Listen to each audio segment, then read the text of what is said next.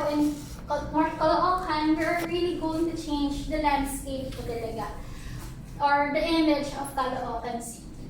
Yan po siya.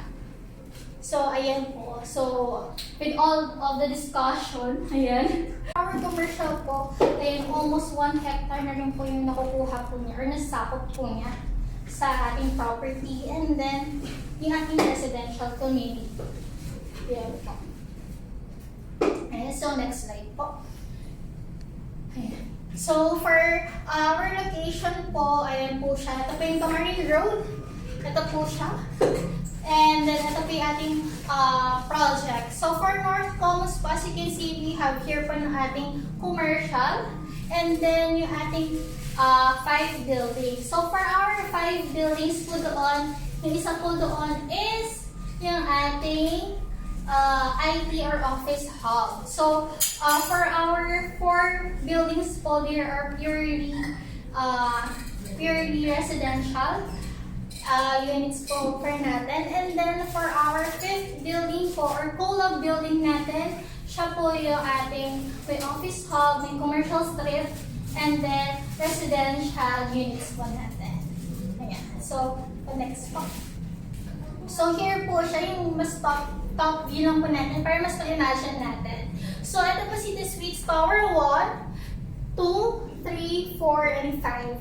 So, si 5 po natin, ito po yung medyo malapit sa kalsada. That is because this is our co-lab office. Si co-lab office po natin, ano naman din po siya, meron po siya additional commercial space sa baba.